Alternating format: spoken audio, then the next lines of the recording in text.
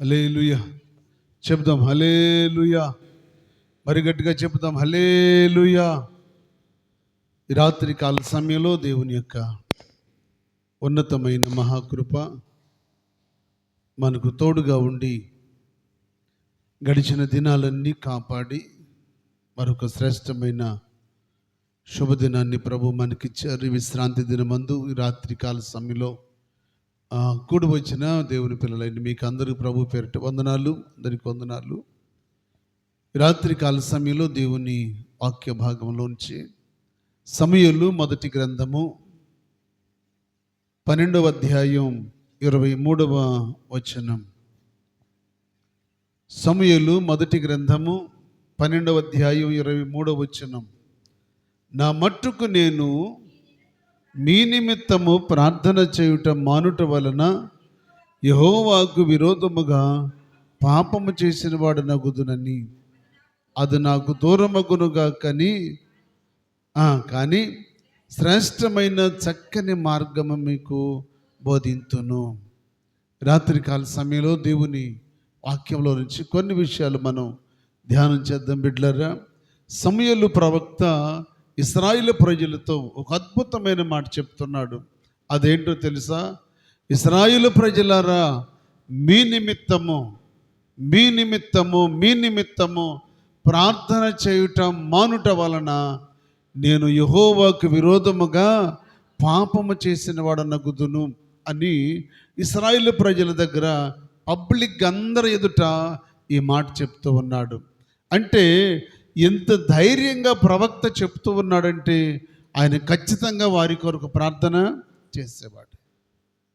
ఆయన ఖచ్చితంగా ప్రార్థన చేసేవాడు కనుక ఆయన అంటాడు, మీ నిమిత్తము ఏ రోజైనా ప్రార్థన కానీ నేను మానితే నా దేవుని దృష్టిలో నేను ఏం చేసిన వాడిని? పాపం చేసిన వాడిని. బిడ్డలారా, నేను అనుకుంటాను, పాపం చేయటమే కాదండి, ఏ రోజైతే దేవుని పిల్లలు, ఏ రోజైతే కుటుంబంలో ప్రార్థన చేయకుండా ఉంటారో ఆ రోజు నిజంగా వాళ్ళు ఆత్మీయంగా చచ్చిన వాళ్ళతో సమానం. ఏ రోజైతే ప్రార్థన చేయటం మానేస్తారో ఆ రోజు ఆత్మీయతలో వాళ్ళు చచ్చిన వారితో సమానం. ఎందుకో తెలుసా? ప్రతి దినము దేవుని పిల్లలు ఏం చేయాలి? చెప్పండి, ఏం చేయాలి? 118వ కీర్తన 15వ చరణంలో అద్భుతమైన మాట అంటున్నాడు, నీతిమంతుని గుడారములో నుండి రక్షణ కూర్చిన ఉత్సాహస్వనాదములు వినబడును. ఎవరి గుడారంలోంచి? చెప్పండి, ఎవరి ఇంట్లోంచి? నీతిమంతుని ఇంట్లో నుంచి, ప్రార్థనా పరుల ఇంట్లో నుంచి, భక్తి కలిగిన వారి ఇంట్లో నుంచి, దేవుని యందు విశ్వాసం కలిగిన వారి ఇంట్లో నుంచి, ఆయన కలువరి రక్తములో కడగబడిన వారి కుటుంబాలలో ఏ రోజు ఉదయము సాయంకాలము ఆయన పిల్లలు ఆయన సన్నిధిలో ఆయన పాదాల దగ్గరికి వెళ్ళి స్తుతి దూపం వేయాలి. వేయకపోతే ఆ రోజు వాక్యం ఏముంటుందో తెలుసా? నువ్వు పాపము చేసినట్టే. ప్రవక్త ప్రజల ముందుకెళ్ళి సవాలు చేసి చెప్తున్నాడు, ఇశ్రాయేలు ప్రజలారా, దేవుని బిడ్డలారా, మీ నిమిత్తము నా దేవునికి ఏ రోజైతే నేను ప్రార్థన చేయకుండా ఉంటానో ఆ రోజు నేను నా దేవుని ఎదుట పాపము చేసిన వాడిని అవుతాను. ఈ రాత్రి మనం ఒకళ్ళనొకళ్ళు తీర్మానం చేసుకోవాలి. ఏ రోజైనా ప్రార్థన చేయకపోతే చెప్పండి ఏం చేసినట్టు? పాపమే. దేవుని సన్నిధిలో ప్రార్థన చేయకపోవటం పాపం. దేవుని సన్నిధికి రాకపోవటం పాపం. దేవుని ఎదుట కృతజ్ఞతాస్తుతులు చెల్లించకపోవటం పాపం. ఆయన మందిరానికి వెళ్ళాలి, ఆయన సన్నిధిలో స్తుతించాలి, ప్రార్థించాలి. ఒక ప్రవక్త, ఒక యాజకుడు ఇశ్రాయేలు ప్రజలతో పబ్లిక్గా చెప్తున్నాడు. లక్షలాది మంది ఎదుట నిలబడి ఒక ప్రవక్త అద్భుతమైన మాట చెప్తున్నాడు. అదేంటో తెలుసా? ఇశ్రాయేలు బిడ్డలారా, నా దేవుని ప్రజలారా, మీ నిమిత్తము ఏ రోజైనా నేను ప్రార్థన చేయకపోతే నా దేవుని దృష్టిలో నేను పాపం చేసిన వాడిని అవుతా. కానీ మనం ఏం చేయగలుగుతున్నాం? ఏం చేయగలుగుతున్నాం? భర్త మీద గొడవ వస్తే చెప్పండి, ఇక ఆ రోజు ప్రార్థన బంధు. అత్తగారి మీద గొడవ అయితే ప్రార్థన బంధు. ఆ రోజు ఎక్కడ లేని చుట్టాలు వచ్చారనుకోండి, ఆ రోజు కూడా ప్రార్థన బంధు. ఎందుకంటే వచ్చారు కాబట్టి దూరం నుంచి చుట్టాలు ఎక్కడ లేని అన్నీ ఆ రోజే తీసుకొచ్చి వాళ్ళకి వండి పెట్టి ముచ్చటేసుకుని ఆ టీవీ పెట్టుకుని చూసి ఎవరి స్థానంలో లాయిగా పడుకుంటారు. ఆ రోజు ప్రార్థన లేదు. బంధువులు వస్తే ప్రార్థన లేదు. ఇంట్లో సమాధానం లేకపోతే ప్రార్థన లేదు. నెమ్మది లేకపోతే ప్రార్థన లేదు. బిడ్డలారా, నేనంటున్నాను దేవుని సేవకుడిగా, ఏ రోజైతే మనం దేవుని పాదాల దగ్గరికి వెళ్ళి ఆయన పాదాలు దర్శించుకోలేదు, ఆ రోజు ఖచ్చితంగా ఆత్మీయంగా మనం సచ్చిన వాళ్ళతో సమానం. ప్రార్థన చేయకపోతే సచ్చిన వాళ్ళతో సమానం. ఆరోగ్యం ఉండి, ఆయుష్కాలం ఉండి, అన్ని ఉండి కూడా నువ్వు ప్రార్థన చేయలేదంటే దేవుని కంటే నీ బంధువులు ఎక్కువ. గొడవ పడితే గొడవలో నువ్వు ప్రార్థన చెయ్యు. సాతాను నిన్ను దేవుని సముఖానికి వెళ్ళకుండా, ఆయన సన్నిధిలో ప్రార్థన చేయకుండా, ఆయన పాదాలు పట్టుకోకుండా నీ విశ్వాసాన్ని ఎలాగూ దొంగిలించాలో ఆడికి బాగా తెలుసు. ఎందుకో తెలుసా? యేసుప్రభు వారిని ఆయన బాప్తిసం తీసుకున్న తర్వాత వెంటనే శోధకుడు అరణ్యానికి తోడుకొని వెళ్ళిపోయాడు. వెళ్ళి వాడు అంటాడు, ఇదిగో నువ్వు దేవుని కుమారుడు అయితే, ఎవరు? నువ్వు దేవుని కుమారుడు అయితే ఈ ఆకలితో బాధ ఎందుకు పడుతున్నావయ్యా? ఈ ఉపవాసం నీకెందుకయ్యా? ఈ ఆకలితో వేతన ఎందుకు పడుతున్నావు? ఇదిగో నువ్వు దేవుని కుమారుడు అయితే ఈ రాళ్లను రొట్లవమను, నీ మాటిని రొట్లవుతాయి, వాటిని తీసుకుని తిని ఆకలి తీర్చుకో. అంటే సాతాను ఎంత సులువుగా చిక్కులు పెట్టాలో ఆడికి బాగా తెలుసు. సాక్షాత్తు దేవాతి దేవుణ్ణి చెప్తున్నాడు, నువ్వు మాట సెలవిస్తే ఈ రాళ్ళు రొట్లు అవుతాయి కదా, హాయిగా తిను, ఎందుకు ఆకలితో బాధపడుతున్నావు? బిడ్డలారా, నా ప్రభువారు ఏమన్నారో తెలుసా? ఏమన్నారు ఆయన? ఇదిగో మనుష్య కుమారుడు రొట్టె వలన కాదు కానీ దేవుని నోట నుండొచ్చు ప్రతి మాట వలన జీవించిన. స్తోత్రం చెప్పండి, బిగ్గరగా చెప్పాలి. హల్లెలూయా. నా దేవుని నోట నుండి వచ్చే మాట ఉంది, ఆ మాట నా ఆకలి తీరుస్తుంది. నా దేవుని మాట నా ఆకలి తీరుస్తుంది. నా దేవుని వైపు చూస్తే చాలు నా ఆకలి తీరుతుంది, ఆకలి తీరుతుంది. మరి నువ్వేం చేస్తున్నావు?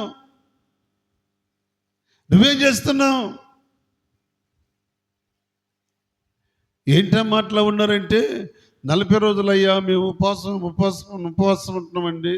ఎన్ని రోజులు? 40 రోజులండి. లెంటెస్ అండి, లెంటెస్లో మేము 40 రోజులు ఉంటామండి. ఉంటావా? 40 రోజులు ఉంటావా? అసలు ఉండవలసిన అవసరం నీకేంటి? సర్వలోకం కొరకు యేసయ్య ఏనాడో ఉపవాసం ఉన్నాడే. ఆయన ఎప్పుడో ఉపవాసం ఉన్నాడు. ఆయన ఎప్పుడో సిలువను జయించాడు. ఆయన ఎప్పుడో మరణాన్ని జయించాడు. ఆయన ఎప్పుడో సమాధిని జయించాడు. ఆయన జయించి జయశీలుడై ఆయన లేస్తే ఇప్పుడు ఎందుకు అయింది నీకు బాధ? ఇప్పుడు ఎందుకు 40 రోజులు అని? నేను ఒకటి తగిలేడు, మాకు ఇంత పొట్టోడు. ఒక హోటల్ దగ్గర ఆగితే ఉయ్యూరు దగ్గర ఇంత పొట్టోడు తగిలేడు. ఆడు వైట్ అండ్ వైట్ వేసుకొని మెల్ల తుండేసుకున్నాడు. ఏరా నీదేమో వైట్ వేసుకుంటున్నా 40 రోజులండి అన్నాడు. 40 రోజులండి అన్నాడు. అంటే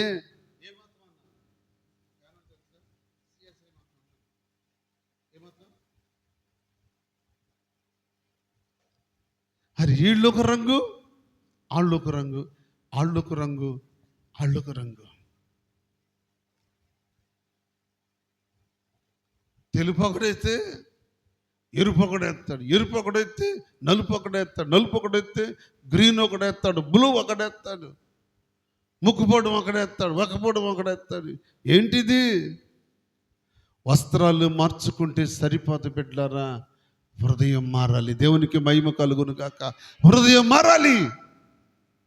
హృదయం మారకుండా, జీవితం మారకుండా, అలవాట్లు మారకుండా, బుద్ధి మారకుండా, బ్రతుకు మారకుండా ఎన్ని రోజులు వేషధారిగా బ్రతికితే ఎందుకు సుఖం?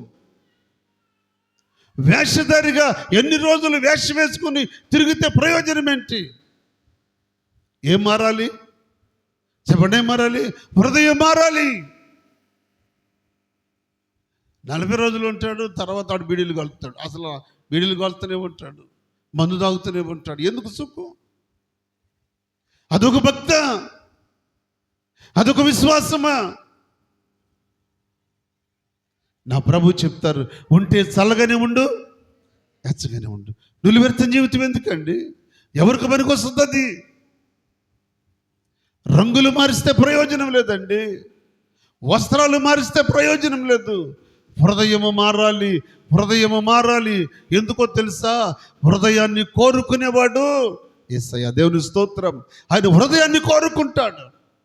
నా కుమారుడా, నా కుమారుడా, నీ హృదయము నాకు.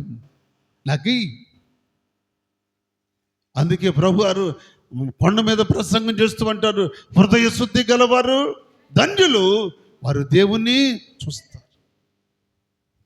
హృదయం శుద్ధి లేకుండా ఆచారం అనే భక్తి ఎందుకు నీకు? వేషధార జీవితం ఎందుకండి? అది దేవుడు ఇష్టపడేది కాదు. ఒకవేళ తాత్కాలికంగా నువ్వు వేసుకున్నా, నీ జీవితం మారకుండా, నీ బ్రతుకు మారకుండా, నీ వస్త్రధారణ మార్చినంత మాత్రాన ప్రయోజనం లేదు, ప్రయోజనం లేదు.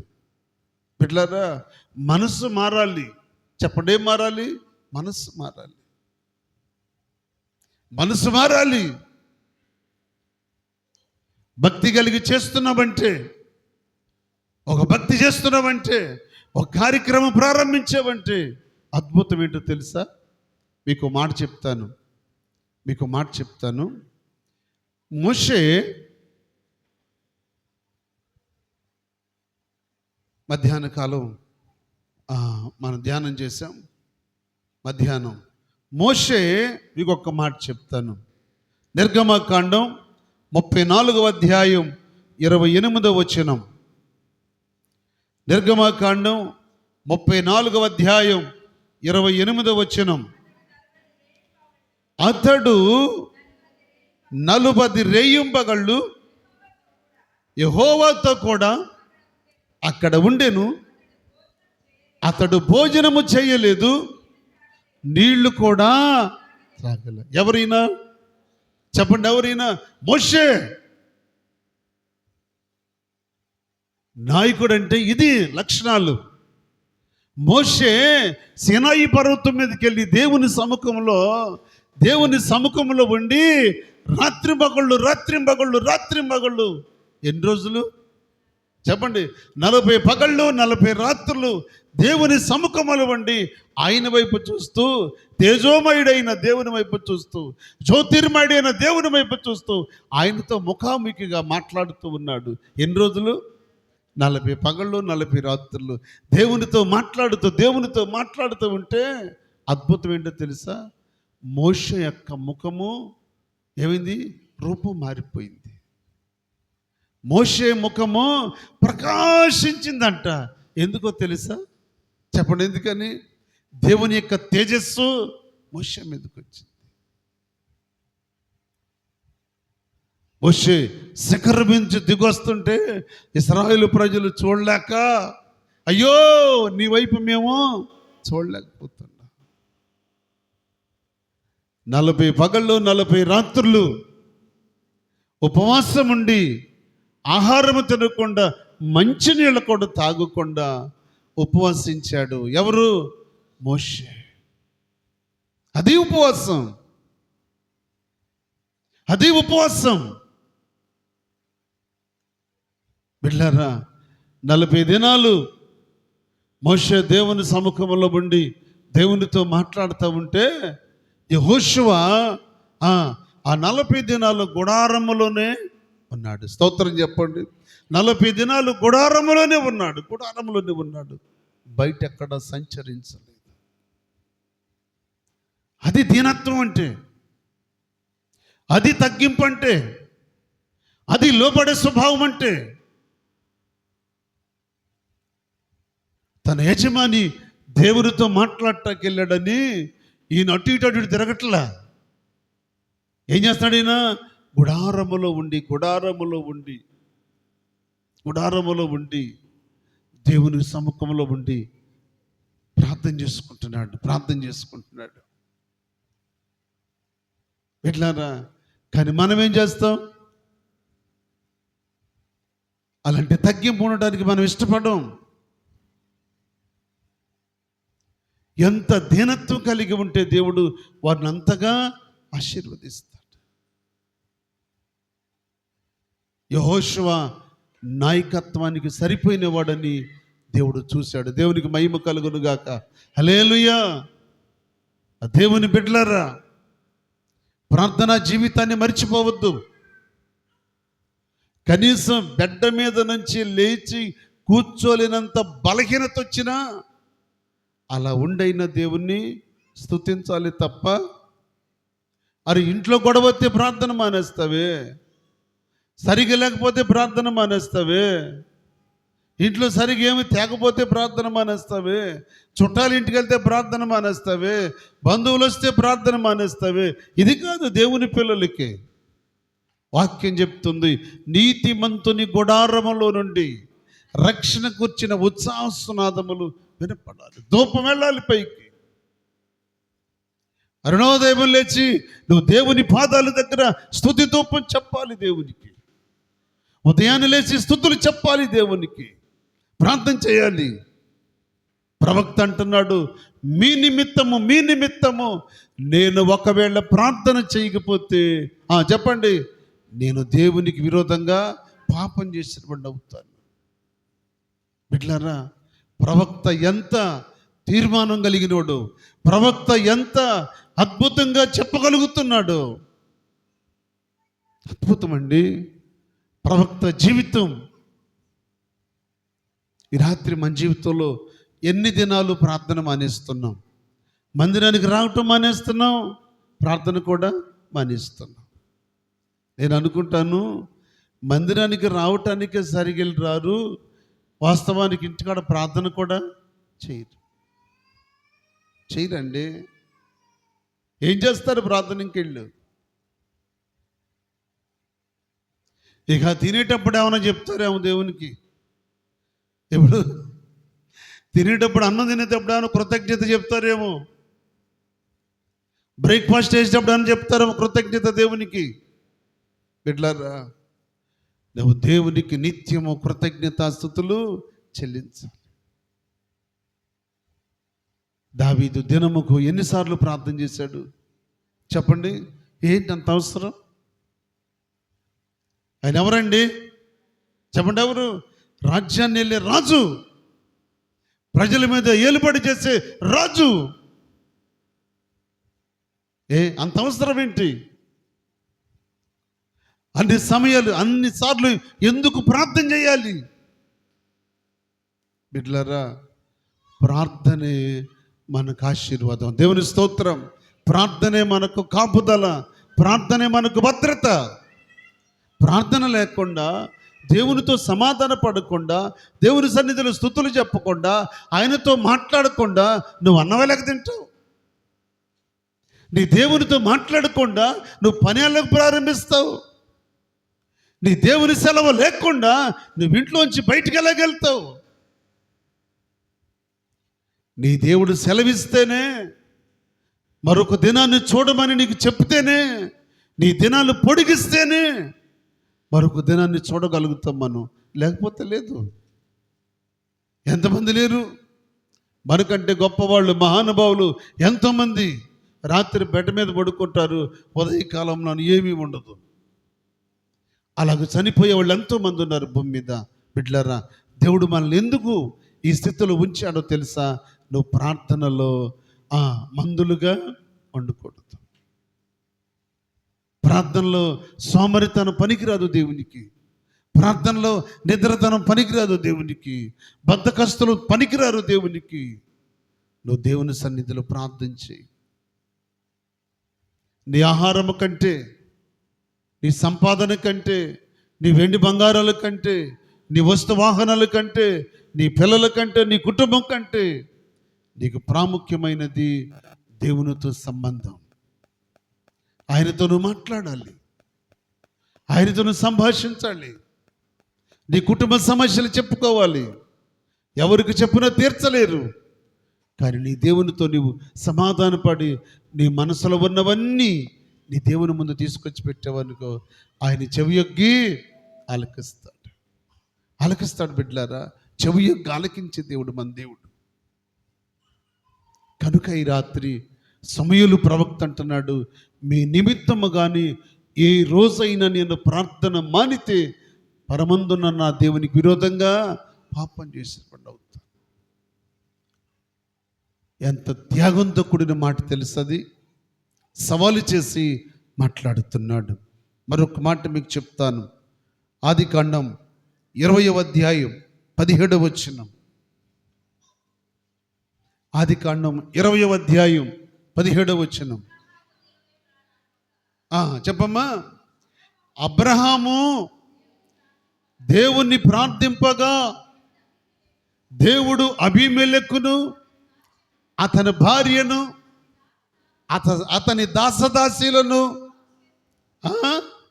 బాగు చేసెను, వారి పిల్లలను కనిది. ఎవరు ప్రార్థన చేస్తే? చెప్పలే. ఎవరు? అబ్రహాము ప్రార్థన చేస్తే. బిడ్డలారా, వాస్తవానికి ఆ దేశంలో ఉన్న గర్భాలన్నీ మూసేసింది ఎవరు? చెప్పండి, ఎవరు? దేవుడు మూసాడు. మళ్ళీ ఇవన్నీ తెరవగలిగింది ఎవరు? దేవుడి తెలవారి. కానీ ఇక్కడేం రాయబడి ఉంది? చెప్పాలి. అబ్రహాము. చెప్పండి, ఎవరికి? ఎవరి ఇంటికి మేలు జరిగింది? చెప్పండి, ఎవరు? అబీమెలెకు అనే రాజుకు, తన అధిపతులు, తన మంత్రులు, దాసదాసులు అందరికీ అబ్రహాం గారి ప్రార్థన మేలు చేసింది. చప్పట్లు కూడా ప్రభువుని భయపరచండి. ఒక దైవజనుడు ప్రార్థన మేలు చేస్తుంది. మర్చిపోవద్దు బిడ్డలారా. అబ్రహాము ఆ దేశం కొరకు. ఏ దేశం అది? ఏ దేశం అది? అబీమెలెకు ఉన్నది ఎక్కడ అమ్మా? గెరారేనా? ఎక్కడున్నాడు? అవును కదా. గెరారు దేశానికి అబ్రహాం గారి ప్రార్థన చెప్పడం ఏం చేసింది? మేలు చేసిందండి. ఆ దేశమంతా కూడా దేవుడు వారి గర్భాలన్నీ మూసేశాడు. ఎవరిని బట్టి? ఒక్క శారమ్మను బట్టి. చెప్పండి, ఎవరిని బట్టి? ఒక్క శారమ్మను తీసుకొచ్చి గదిలో రహస్యంగా దాసినందుకు, ఒక్క శారమ్మ పక్షముగా దేవుడు ఉండి అబీమెలెకు ఇంటి వారికి, అబీమెలెకు దాసదాసులు, అబీమెలెకు ప్రాంతం అంతటి గర్భాలను మూసేశాడు. నిజంగా నువ్వు దేవుని బిడ్డగా ఆయన మాట వింటే, ఆయన సన్నిధిలో ప్రార్థనాపూర్వకంగా ప్రతిదిన ప్రార్థన చేస్తూ, తండ్రి నీ మాట వింటానయ్యా, నీ మాట వింటున్నానా, నీ మాట వింటున్నానా అని ప్రార్థన చేసి ఆయన మాట వింటే, నువ్వు ప్రార్థన చేస్తే నీ ప్రార్థన ఆలకించి నీ స్నేహితుడికైనా, స్నేహితురాలకైనా, నీ తల్లిదండ్రులకైనా, అన్నదమ్ములకైనా, అక్క చెల్లెలకైనా, నీ ఇంటి వారికైనా, ఎవరికైనా నా దేవుడు నీ ప్రార్థన ద్వారా వారికి మేలు చేస్తాడు. ఒక అబ్రహాము కొరకే కాదండి, అబ్రహామును బట్టే కాదండి, మనము కూడా దేవుని మాట విని ఆయన చిత్తాన్ని నెరవేరిస్తే, మనం ప్రార్థన చేస్తే, రికమెండేషన్ చేస్తే దేవుడు కార్యాన్ని చేస్తాడు.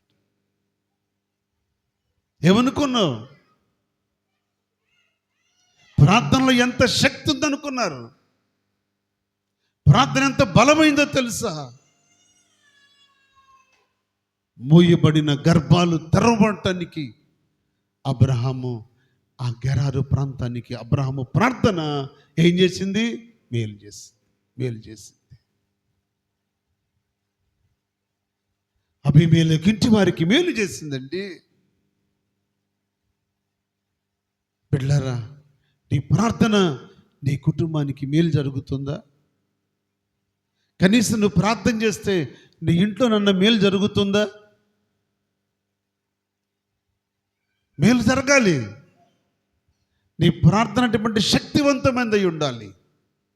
అప్పుడే నీ ఇంటిలో మేలు జరుగుతుంది. ఎందుకో తెలుసా? నీ ప్రార్థన విని దేవుడు నీ ఇంటికి మేలు చేస్తాడు. సమూయేలు అంటున్నాడు, ప్రార్థన చేయకపోతే నేను పాపం చేసిన వాడిని అవుతున్నాను. అందుకే అబ్రహాము ప్రార్థన చేస్తే అబీమెలెకు ఇంటి వారికి, ఆస్థానంలో ఉన్నవారందరికీ దేవుడు ఏం చేశాడు? మేలు చేశాడు. ఏ రోజైనా నువ్వు చేతులు జోడించి విలాప వాక్యాలు 3:19 ప్రకారం ఆ తల్లిలాగా నువ్వు కూడా లేచి రేయి మొదటి జాములు లేచి కన్నీరు విడిచి నీ పిల్లల కోసం చేతులు చాచి ప్రార్థన చేస్తే నీ ప్రార్థన వింటాడు దేవుడు. దేవునికి మహిమ కలుగును గాక. నీ ప్రార్థన వింటాడమ్మా దేవుడు. నీ ప్రార్థన వింటాడు దేవుడు. ఎప్పుడు వింటాడో తెలుసా? హృదయపూర్వకంగా దేవుని సన్నిధికి వచ్చి హృదయపూర్వకంగా ఆయన మీద ఆనుకొని హృదయపూర్వకంగా నువ్వు ప్రార్థన చేస్తే నీ విశ్వాసమును బట్టి నీ ప్రార్థన ద్వారా నీ ఇంటికి దేవుడు మేలు చేస్తాడు.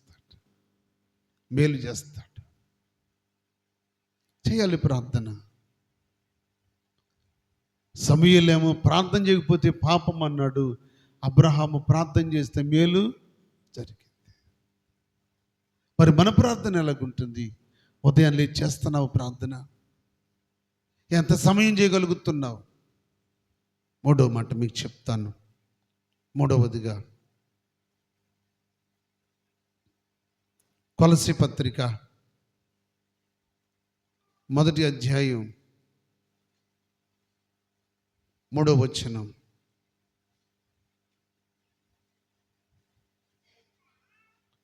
కొలస్సీ పత్రిక 1వ అధ్యాయం 3వ వచనం.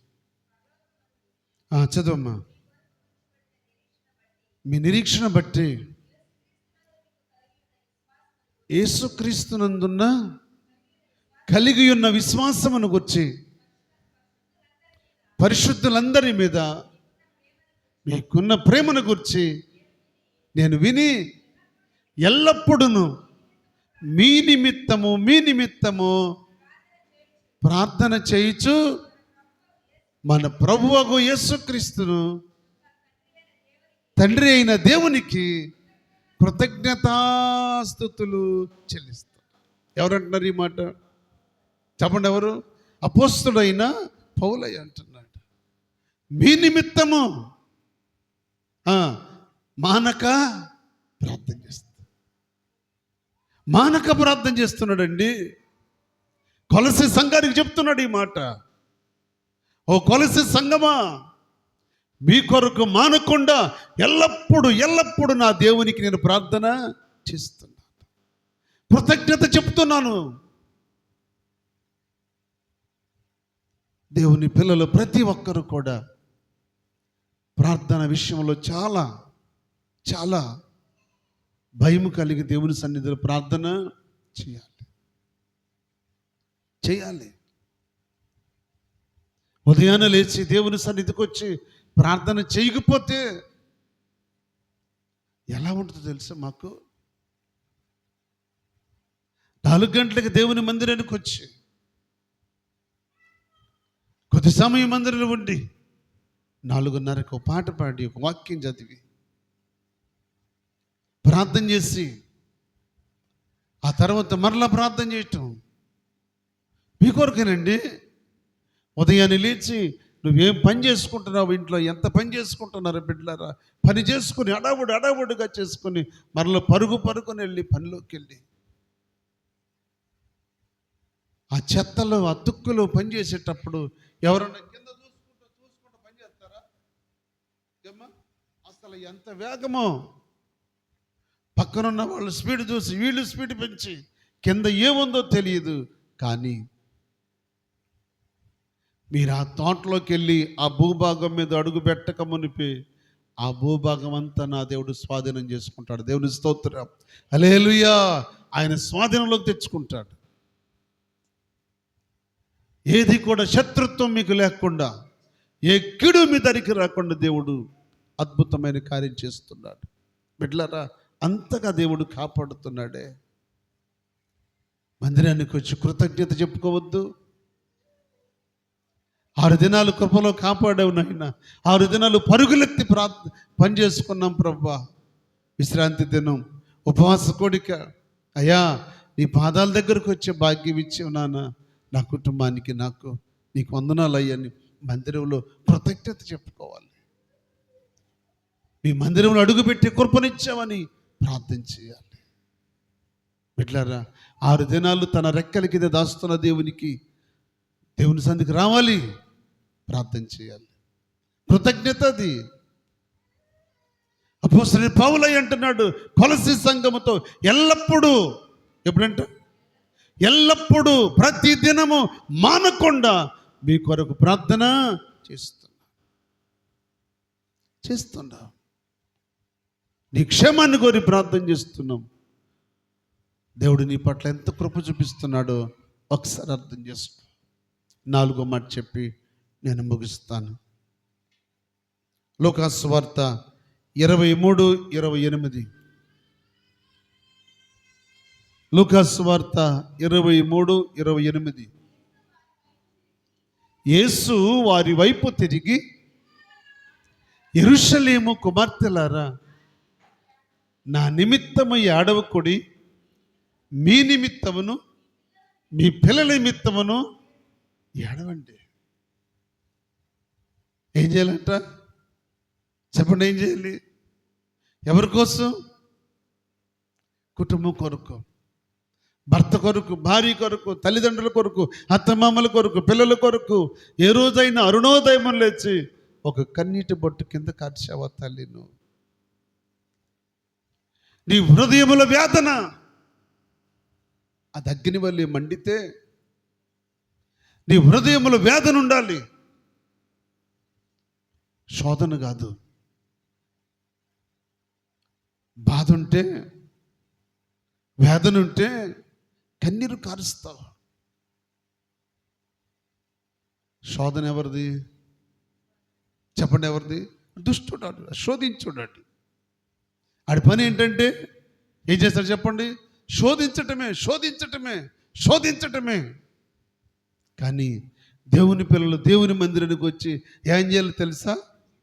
అయ్యా నన్ను పరిశోధించు, నన్ను పరిశీలించు, నన్ను పరీక్షించు, పరిశోధించు, పరీక్షించయ్యా, నన్ను పరీక్షించయ్యా అని దేవుని పిల్లలు దేవుని సన్నిధిలో ఏడవాలి. ఆడేం చేస్తాడు తెలుసా? శోధిస్తాడు, నేను శోధిస్తాడు. ఆడు దొంగడు, శోధకుడు ఆడు. అందుకే యేసయ్య అంటాడు, శోధన సహించువాడే ధన్యులు. శోధకుడిని జయించాలి. దేవుని బిడ్డలారా, ఆ శోధన జయించిన రోజున, వేదన జయించిన రోజున, పాపమును జయించిన రోజున నీ కొరకు నా కొరకు ఆయన కిరీటాన్ని రెడీ చేశాడు. అదే మన ఆస్తి, అదే మన ఐశ్వర్యం, అదే మన ఘనత, అదే మనకు యోగ్యత. ఆ కిరీటం కొరకే, ఆ కిరీటం కొరకే ఎదురు చూసేది. ఈ లోకంలో దేని కొరకు ఎదురు చూసినా ఏదో ఒక రోజున అదైన మనల్ని వదిలిపెట్టాలి, మనమైన దాన్ని వదిలిపెట్టాలి. కానీ కిరీటం కొరకు ఎదురు చూసిన వాళ్ళు రంపాలతో కోస్తున్నా వాళ్ళు బహుమానం కొరకు చూశారు. నిలువున కట్టేసి మెత్తని చాకులతో భర్తులమైన చర్మమంతా ఒలిచేశారు. మనిషి బ్రతుకున్నప్పుడేనండి ఏటపోతూ చర్మ ఒలిసినట్టు ఒలిచారు. ఎవరిని?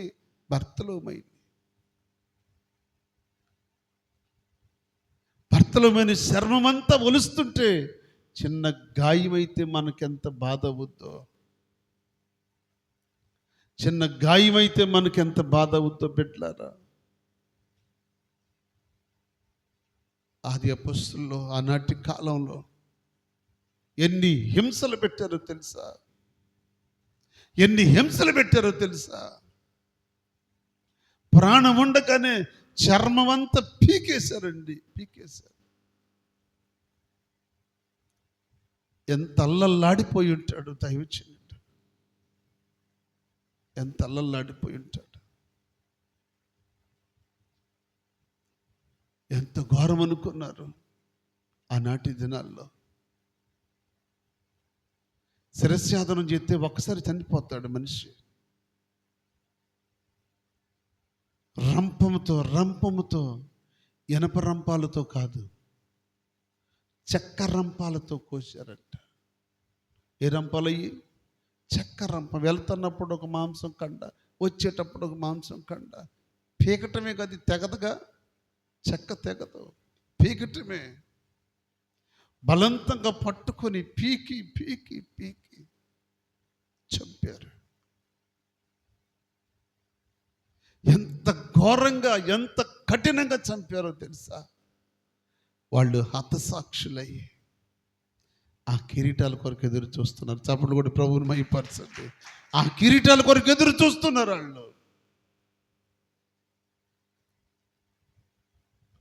వాళ్ళు పడిన బాధల్లో ఇంత బాధ కూడా మనం పట్టలేదు.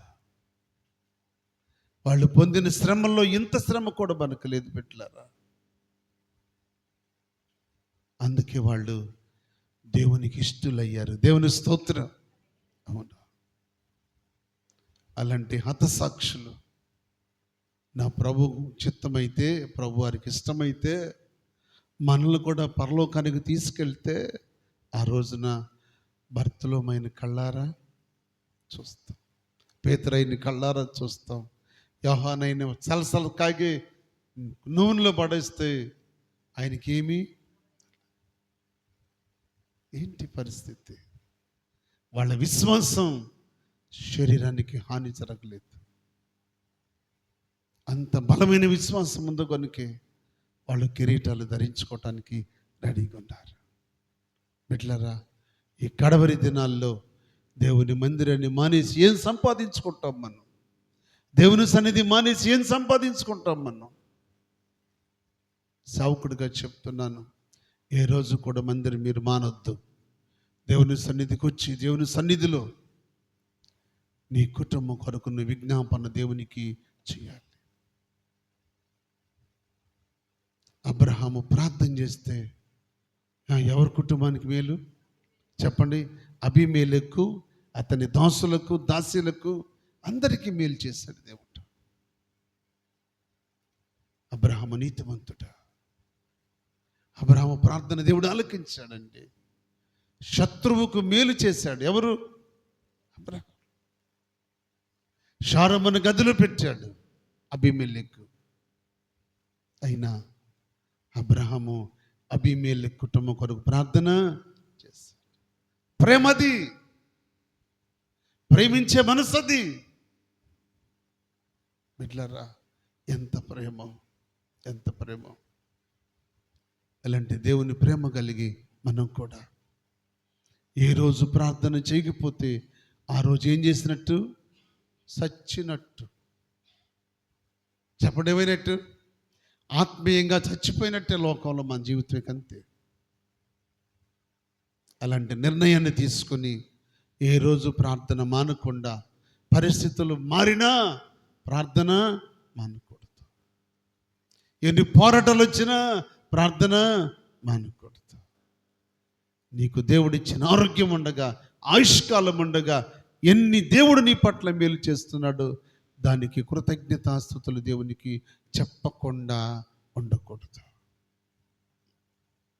ప్రవక్త అంటాడు, మేము కన్న వాటిని, విన్న వాటిని మా చేతులు దేన్ని తాకి చూసాను, వాటిని చెప్పకుండా మేము ఉండలేము.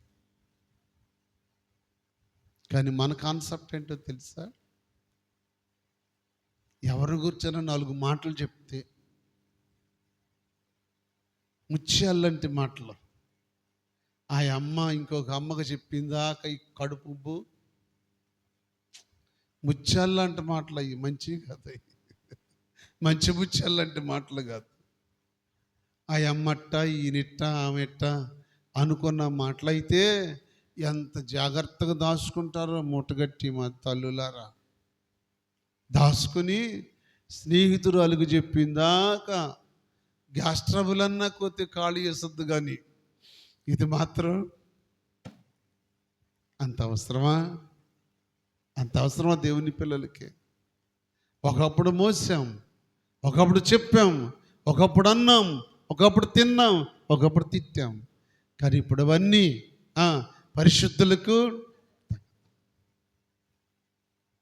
ఆయనను గూర్చిన మాట తప్ప వేరొక వ్యర్థమైన మాట నీ నోట రాకూడదు. కనుక నిత్యము దేవుని సన్నిధిలో ప్రార్థన చేయాలి, మానక ప్రార్థన చేయాలి, విజ్ఞాపన దేవుని సన్నిధిలో చేయాలి. కనుక బిడ్డలారా, సమూయేలు ప్రవక్త సవాలు చేసి చెప్పినట్లు మన జీవితం ఉండాలి. ఏ రోజు కూడా ప్రార్థన మానకూడదు. మానితే ఆ రోజు మనం ఏం చేసినట్టు? వాక్య ప్రకారం పాపం చేసినట్టు. నేనంటాను, ఆ రోజు ఆత్మీయంగా సచ్చినట్టే. ఆ స్థితి మనకు రాకుండా, దేవుని పాదాలు విడవకుండా, ఆయన సన్నిధి రాకుండా, మానకుండా ఆయన కృప తోడుగా ఉంటుంది. ధైర్యపరిచే దేవుడు 6 దినాలు తోడుగా ఉండి, ప్రయాణం చేసిన, పనికి వెళ్ళినా, ఉద్యోగానికి వెళ్ళినా, వ్యాపారానికి వెళ్ళినా, ఎక్కడికి వెళ్ళినా నిన్ను కన్ను పాప వల్లే కాపాడి మరలా తిరిగి గమ్యానికి తీసుకొచ్చి నీ ఇంట చేర్చేంత వరకు ఆయన హస్తం నీకు తోడు. అంత భద్రత దేవుడిస్తున్నాడే. ఎటుకొచ్చి హాయిగా వండుకొని తిని రెస్ట్ అంట. ఏమ్మా ఏంటి ప్రార్థన రావట్లేదంటే, వాళ్ళకి రెస్ట్ కావాలంటానయా అంది. ఏం కావాలంట? రెస్ట్. ఏం మానేసి రెస్ట్ తీర్చుకుంటున్నావు చెప్పండి? అరే విశ్రాంతి దినం, ఉపవాస దినాన్ని రెస్ట్ అంటే నీకు ప్రార్థన జరుగుతుందని తెలిసి పగలంతా వ్యాపారం చేసి ప్రార్థన జరుగుతుందని పెందలగడ షాప్ క్లోజ్ చేసి సముద్ర తీరానికి వెళ్ళింది ఆ తల్లి. ఎవరు? ఆమెకు రెస్ట్ వద్దా? ఆమె రెస్ట్ తీర్చుకునే పని లేదా? పగలంతా వ్యాపారం చేసిందండి. విసుగొచ్చింది. కానీ ఏ రోజు అది చెప్పండి? విశ్రాంతి దినమందు గవిని దాటి ప్రార్థనా స్థలానికి వెళ్ళింది. గవిని దాటి మన ఊరు కూడా దాటే పని లేదుగా. ఏమ్మా, ఊరు దాటి పక్క ఊరికి వెళ్ళే పని లేదు కదా. ఆమె గవిని దాటి, ఊరు దాటి నదీ తీరానికి వెళ్ళింది. త్యాగం అండది, తెగింపు. అందుకే ఆమె తెగించి వెళ్ళింది కనుకే ఆమె ఇంటి వారికి రక్షణ దొరికింది. రెస్ట్ కావాలా నీకు? రెస్ట్ కోరుకోవటానికి కాదు బిడ్డరా, ఇది రెస్ట్ కోరుకునే సమయమో కాదు. రెస్ట్ కోరుకునే సమయం కాదు. విశ్వాసంతో ప్రార్థన చేయండి. ఆయన సన్నిధికి రాకుండా మానొద్దు. ఏ రోజు కూడా ప్రభు పాదాలు దర్శించండి, ప్రార్థన చేయండి, సమస్యలు చెప్పండి. ప్రార్థన చేయుట మానుట వలన యెహోవాకు విరోధంగా పాపం చేస్తాడు. అలాంటి పాపము చేసిన వారిలో జాబితాలో చేర్చబడకుండా ఉండాలంటే ఆయన సన్నిధికి రావాలి, ప్రార్థన చేయాలి.